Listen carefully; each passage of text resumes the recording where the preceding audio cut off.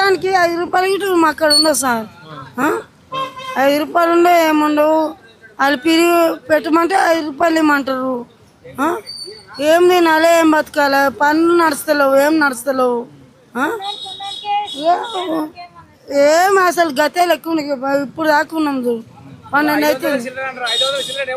ఇప్పుడు 5 రూపాయల భోజనం ఇక్కడ నుంచి తీసేసానని చెప్పేసి అంటా ఉన్నారు. అక్కడ పెట్టిర్రు కానీ ఆయన ఉంటే పిరిగిన పెడుతుండే.